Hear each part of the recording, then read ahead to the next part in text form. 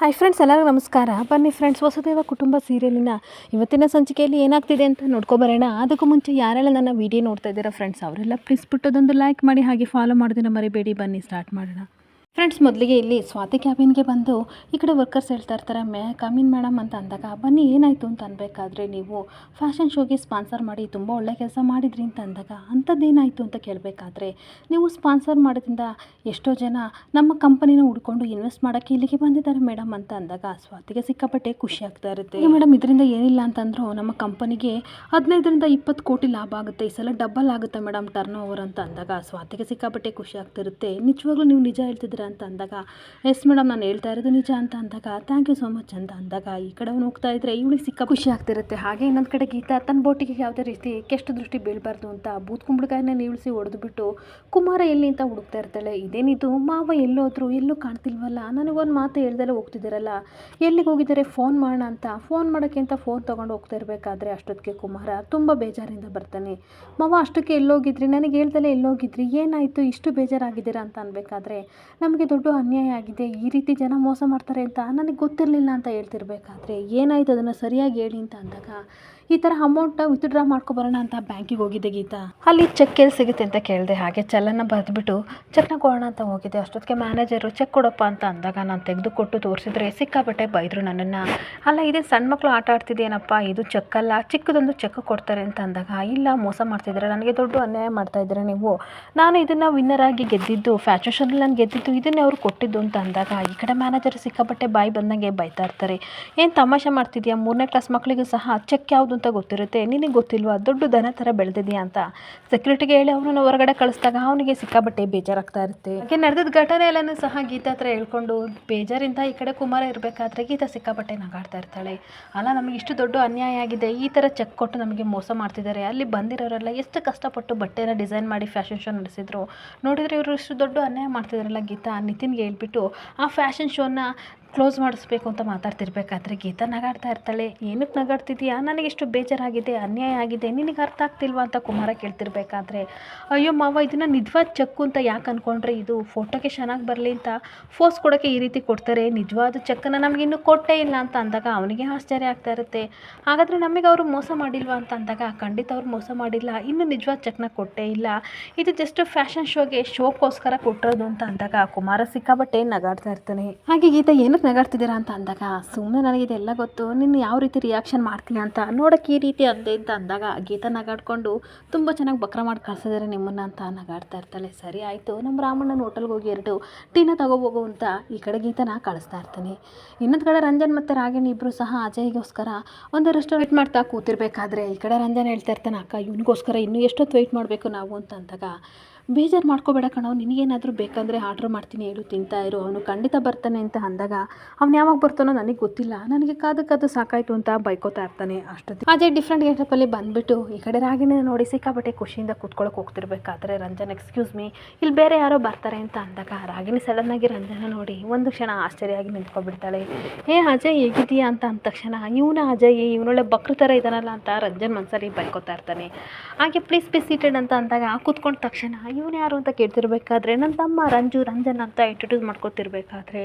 ನಿನಗೋಸ್ಕರ special gift ತಂದಿದ್ದೀನಿ ಅಂತ ಬಟ್ಟೆನ ಕೊಟ್ಟ ತಕ್ಷಣ ರಾಗಿಣಿಗೆ ಶಾಕ್ ಆಗ್ತಾ ಇರುತ್ತೆ. ಏನಿದು ಅಂತ ಅಂದಾಗ, ಚಿಕ್ಕ ವಯಸ್ಸಿನಲ್ಲಿ ನೀನು ಇಷ್ಟಪಟ್ಟು ತಿಂತಿದ್ದಲ್ಲ, ಅದಕ್ಕೋಸ್ಕರ ತಂದೆ ಅಂತ ಅಂದಾಗ, ಇದೆಲ್ಲ ನನಗೆ ಬೇಡ, ಡಯಟಲ್ಲಿ ಇದ್ದೀನಿ ಅಂತ ರಾಗಿಣಿ ಹೇಳ್ತಿರ್ಬೇಕಾದ್ರೆ, ಇಲ್ಲ ನೀನು ನನಗೋಸ್ಕರ ತೊಗೊಳ್ಳೇಬೇಕು ಅಂತ ಫೋರ್ಸ್ ಮಾಡಿ ಕೊಟ್ಟಾಗ ವಿಧಿಯಿಂದಲೇ ಅವಳು ತೊಗೊಂಡು ಒಳಗೆ ಬೈಕೋತಾ ಇರ್ತಾಳೆ. ಹಾಗೆ ರಂಜನ ನೋಡಿ ಹೇಗಿದೆಯಾ ಅಂತ ಅಂದಾಗ, ನಾನು ಚೆನ್ನಾಗಿದ್ದೀನಿ ಅಂತ ಅನ್ಬೇಕಾದ್ರೆ ಮತ್ತೆ ಅಜಯ್ ಹೇಳ್ತಾ ಇರ್ತಾನೆ, ರಾಗಿಣಿ ನೀನು ಫೋನ್ ಮಾಡಿ ಕರೆದ ತಕ್ಷಣ ನಿನ್ನನ್ನು ನೋಡೋಕ್ಕೆ ತುಂಬ ಎಕ್ಸೈಟಿಂದ ಬಂದೆ, ನೋಡು ಡಿಫ್ರೆಂಟ್ ಲುಕ್ಕಲ್ಲಿ ಬಂದಿದ್ದೀನಿ, ಹೇಗಿದ್ದೀನಿ ಅಂತ ಅನ್ಬೇಕಾದ್ರೆ, ಹಾಂ ತುಂಬ ಚೆನ್ನಾಗಿ ಕಾಣ್ತಿದ್ದೆ ಬಿಡು, ಅಷ್ಟಕ್ಕೂ ಮನೇಲೆಲ್ಲ ಹೇಗಿದ್ದಾರೆ, ಸ್ವಾತಿ ಮತ್ತು ವಂಶಿ ಹೇಗಿದ್ದಾರೆ ಅಂತ ಅಂದಾಗ, ಅವರಿಬ್ಬರು ಯಾವಾಗಲೂ ಕೋಳಿ ಜಗಳ ಆಡ್ತಾ ಇರ್ತಾರೆ, ಆಫೀಸಲ್ಲೂ ಆಡ್ತಾ ಇರ್ತಾರೆ, ಮನೇಲೂ ಆಡ್ತಾ ಇರ್ತಾರೆ, ಹಾಗೆ ಜಗಳ ಆಡ್ತಾ ಇರ್ತಾರೆ, ಮತ್ತೆ ಒಂದಾಗ್ತಾ ಇರ್ತಾರೆ, ಅವ್ರ ಬಗ್ಗೆ ಏನು ಕೇಳ್ತೀಯ ಬಿಡು ರಾಗಿಣಿ ಅಂತ ಹೇಳ್ತಾ ಇರ್ತಾನೆ. ಈ ರಾಗಿಣಿ ಆ ಸ್ವಾತಿ ಇದ್ದಾಳ, ಅವಳು ಬರೀ ನೆಗೆಟಿವ್ ಒಪ್ಪಿಸೇ ಮಾತಾಡ್ತಾಳೆ, ನನಗಂತೂ ಇಷ್ಟ ಆಗಲ್ಲಪ್ಪ ಅಂತ ಬೈತಿರ್ಬೇಕಾದ್ರೆ, ಕರೆಕ್ಟಾಗಿರೋ ಬಕ್ರ ನಮಗೆ ಸಿಕ್ಕಿದ್ದಾನೆ,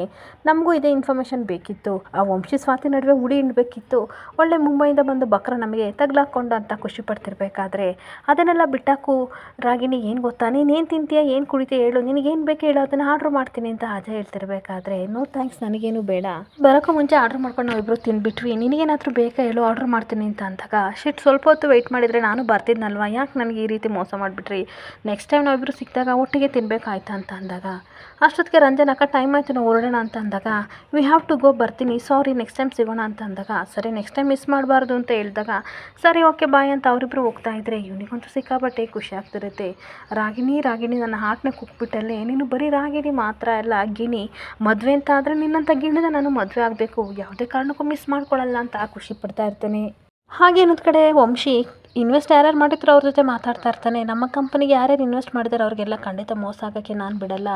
ಏನೇನು ಸಜೆಷನ್ ಬೇಕೋ ಅದನ್ನೆಲ್ಲ ನಾನು ಕೊಡ್ತೀನಿ, ಮಿಕ್ಕಿದ್ದನ್ನು ಮೀಟಿಂಗಲ್ಲಿ ಮಾತಾಡೋಣ ಅಂತ ಫೋನಲ್ಲಿ ಮಾತಾಡ್ತಾ ಇರ್ತಾನೆ. ಹಾಗೆ ಅಷ್ಟೊತ್ತಿಗೆ ಸ್ವಾತಿ ಬಂದುಬಿಟ್ಟು, ವಂಶಿ ಅವರೇ, ನಿಮ್ಮ ಕಂಪನಿಗೆ ಇಷ್ಟೊತ್ತು ಜನ ಇನ್ವೆಸ್ಟರ್ ಮಾಡ್ತಾ ಇದ್ದಾರಲ್ಲ, ಎಷ್ಟು ಪ್ರಾಫಿಟ್ ಆಗ್ತಿದೆ, ಹಾಗಾದರೆ ನನಗೇನು ಗಿಫ್ಟ್ ಕೊಡ್ತೀರಾ ಅಂತ ಅಂದಾಗ,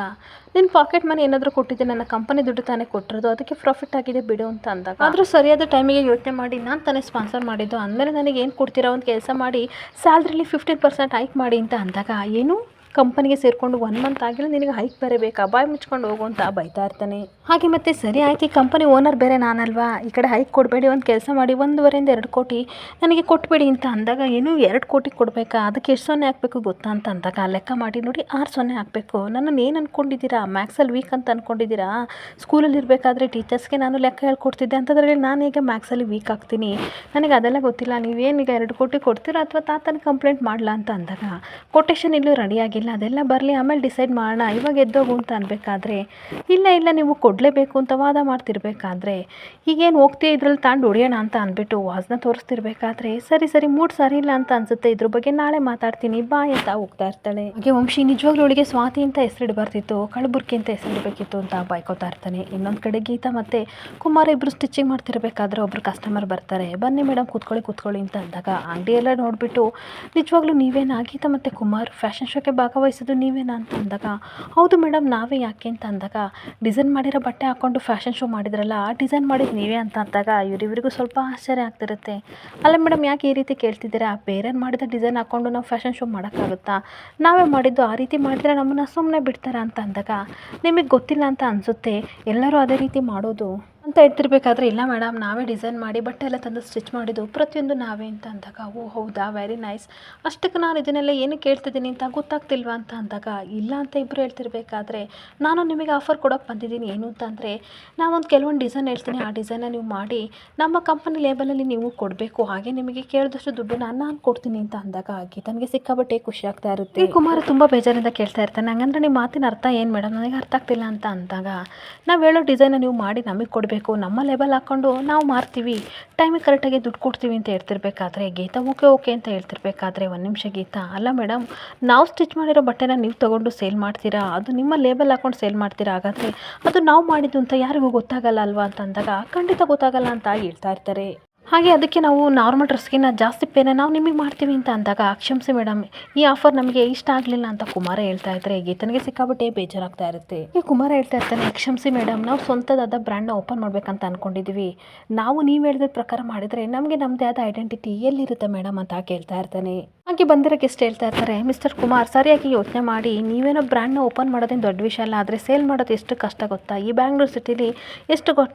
ಕಷ್ಟ ಗೊತ್ತಾ ಸೇಲ್ ಮಾಡೋದು, ನಮ್ಮದು ಲೇಬಲ್ ಎಲ್ಲರಿಗೂ ಗೊತ್ತು, ಅದಕ್ಕೆ ಈಸಿಯಾಗಿ ನಾವು ಸೇಲ್ ಮಾಡ್ತೀವಿ, ಆದರೆ ನೀವು ಹೆಂಗೆ ಮಾಡ್ತೀರಾ ಅಂತ ಕೇಳ್ತಾ ಇರ್ತಾಳೆ. ಹಾಗೆ ನಿಮ್ಮ ಎಫರ್ಟಿಗೆ ತಕ್ಕಂತೆ ನಾನು ಸಿಕ್ಕಾಬಟ್ಟೆ ದುಡ್ಡು ಕೊಡ್ತೀನಲ್ವಾ ಅಂತ ಅಂದಾಗ, ಮೇಡಮ್ ದುಡ್ಡೇನೇ ಸಿಗುತ್ತಾ, ಆದರೆ ನನ್ನ ಕನಸು ನನಸಾಗದ, ಯಾವಾಗ ಮೇಡಮ್ ನನ್ನ ಕನಸು ನಾನು ಯಾವಾಗ ನನಸು ಮಾಡ್ಕೊಡೋದು ಅಂತ ಕೇಳ್ತಾ ಇರ್ತಾನೆ. ಹಾಗೆ ಮತ್ತೆ ಕುಮಾರ ಹೇಳ್ತಾ ಇರ್ತಾನೆ, ಚಿಕ್ಕದಾದ್ರೂ ಪರವಾಗಿಲ್ಲ ನಮ್ಮದೇ ಬ್ರ್ಯಾಂಡನ್ನು ನಾನು ಓಪನ್ ಮಾಡಬೇಕಂತ ಅಂದ್ಕೊಂಡಿದ್ದೀನಿ, ದಯವಿಟ್ಟು ಕ್ಷಮಿಸಿ ನಿಮಗೆ ಆರ್ಡರ್ ಕೊಡೋಕ್ಕಾಗಲ್ಲ ಅಂತ ಅಂದಾಗ, ಸರಿ ಕುಮಾರ್ ನಾನು ಬರ್ತೀನಿ, ಆದರೆ ಇದು ನನ್ನ ವಿಸಿಟಿಂಗ್ ಕಾರ್ಡು, ನಿಮ್ಮ ಮೈಂಡ್ ಏನಾದರೂ ಚೇಂಜ್ ಆದಾಗ ಯಾವಾಗಾದರೂ ಬನ್ನಿ, ನನ್ನ ಕಂಪನಿ ಓಪನ್ ಇರುತ್ತೆ, ನಿಮಗೋಸ್ಕರ ಕಾಯ್ತಾ ಇರ್ತೀನಿ ಅಂತ ಹೇಳಿ ಹೊರಟು ಹೋಗ್ತಾ ಇದ್ರೆ, ಗೀತನಿಗೆ ಸಿಕ್ಕಾಬಟ್ಟೆ ಬೇಜಾರಾಗ್ತಾ ಇರುತ್ತೆ. ಹಾಗೆ ಬಂದಿರೋಗೆಷ್ಟು ಹೋದ್ಮೇಲೆ ಕುಮಾರ ನಾನು ಮಾತಾಡಿದ್ದು ಸರಿ ಅಲ್ವಾ ಅಂತ ಅಂದಾಗ, ಏನು ಮಾತಾಡಿದ್ದು ಸರಿ, ನೀವು ಸರಿಯಾಗಿ ಮಾತಾಡಿದ್ರ ಭಾವ,